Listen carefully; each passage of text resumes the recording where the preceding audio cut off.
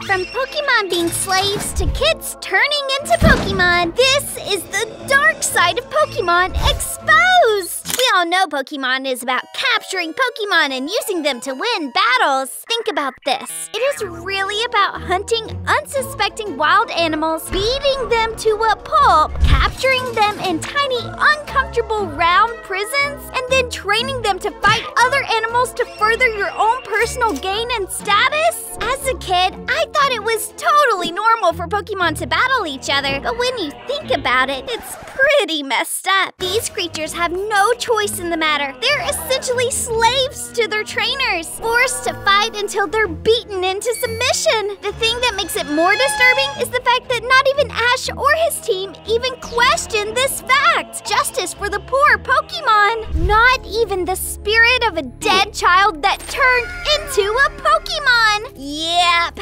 that's right! Did you know that this cute ghost grass-type Pokemon is the spirit of a dead child? It's literally written in its Pokédex. These Pokemon are stumps possessed by the spirits of children who died while lost in the forest. The crazy thing is, there are a lot of phantoms in the Pokemon world. Just imagine how many children got lost in the woods for so many phantoms to exist. What's even weirder is Pokemon eating their fellow Pokemon and still surviving. In other words, cannibalism, or better said, Pokeholism. If you don't believe me, just bear in mind that Corsola is usually a prey for Mariani. So, Pokemon eating other Pokemon is not uncommon in the Pokemon world. Another very common thing is the Pokeball. This one is kinda creepy, but I have to spill the tea to you. You see these Pokeballs? They are not ordinary. If you think about the concept of a Pokeball, you'll see that they are rather used for enslaving wild animals to make them fight each other just for entertainment. Entertainment? Now that's just the part that gets me. Animals hurting each other, but the trainers feel it's entertaining? That's not fair. These creatures also have feelings and deserve better, especially Pokemon that are literally born to die. There are Pokemon species known for having a very short lifespan. Just take a look at Caterpie. It only lives for about a week before it evolves into a Metapod. Speaking of dark, we have Cubone, who wears the skull of its dead mother on its head. It might actually be the only thing he could use to remember his mother, as it often cries over her death. This trauma makes him avoid people and anything that has to do with socializing with people and other Pokemons. What's darker about Cubone's story is that its tears aren't just ordinary. It alerts its natural predator, the Mandibuzz. You should probably guess what would happen to the poor guy if he gets caught by Mandibuzz.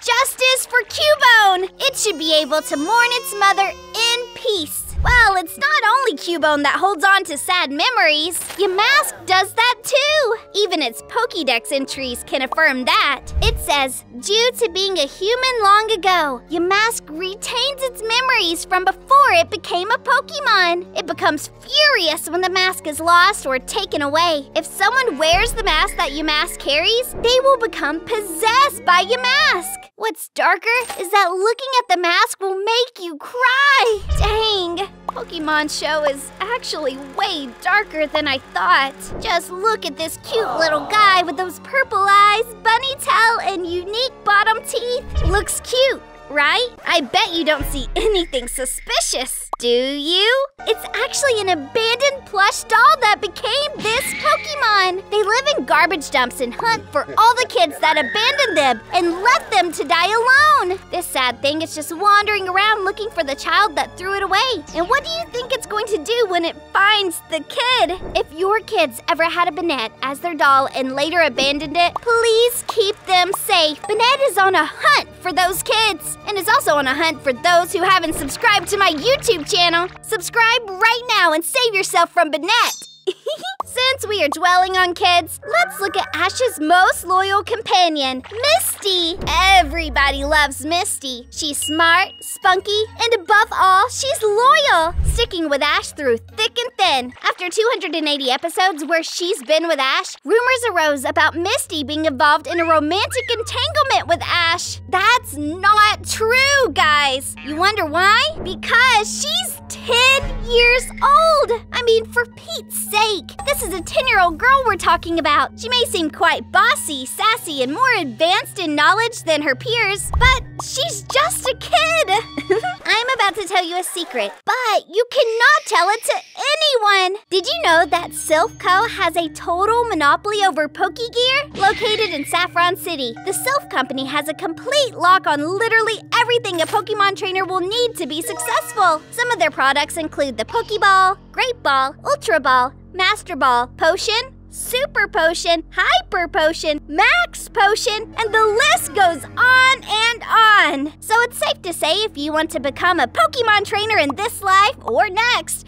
you're going to be using products manufactured by Silph Co. Another dark truth about Silph Co. is that it might be the Monsanto of the Pokemon world, because what these guys are doing is completely illegal. They have 100% cornered the market with zero visible competition. Let's hope they never decide to start slipping a little something extra in their hyper potions. So scary, right? But what's even scarier is meeting a Haunter, because you are going to die! The very description of this Pokemon is this. Its tongue is made of gas. If licked, its victim starts shaking constantly until death eventually comes. And eventual death doesn't exactly imply that it comes quickly. Eventual death could mean like 2 to 3 days before giving up on the human world. Imagine you were about to die, but you don't know you're going to die. Let's not go there. Have you heard about this Pokemon that consumes the dreams of young children?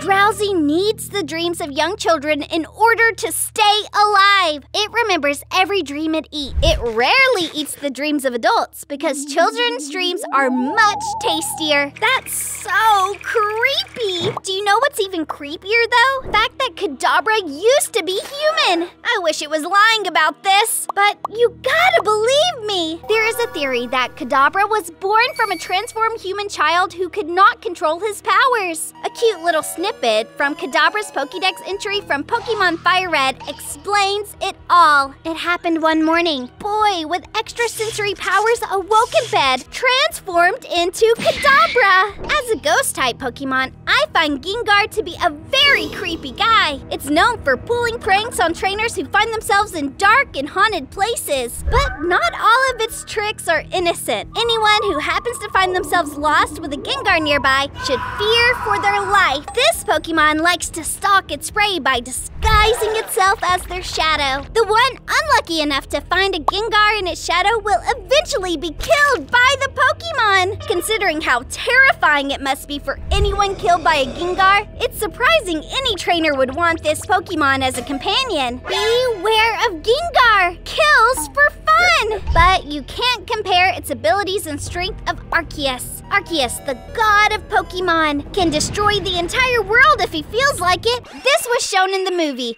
Arceus, the Jewel of Life. An ancient betrayal that could destroy the very fabric of time and space.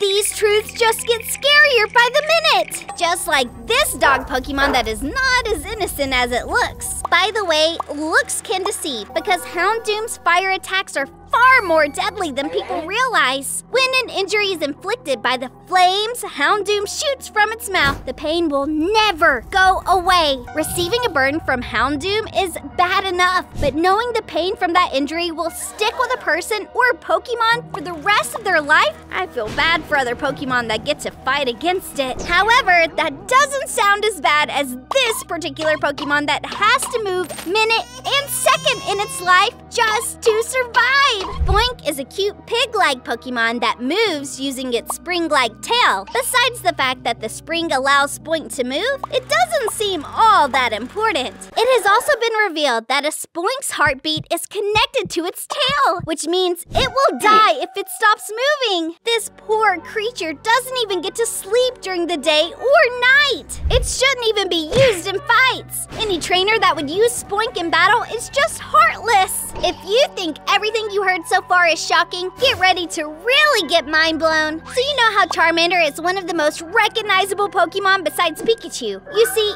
even this cute Pokemon has a dark history. Flame on its tail isn't just for aesthetics. It actually keeps the Pokemon alive. When the fire keeps burning, it proves that the Pokemon is alive and sound. The crazy part is that it can express its feelings with its fire on its tail. But if the fire were ever to go out, the Charmander would die. The idea that a Charmander's life is threatened whenever it rains is pretty alarming too. What hurts me the most about this poor guy is that it can be killed with a simple water attack made by any water-type Pokemon. For the last one, you need to come closer. Do you know that in this video you see on your screen right now, I exposed over 44 mistakes Pokemon producers didn't notice? See you there. Bye!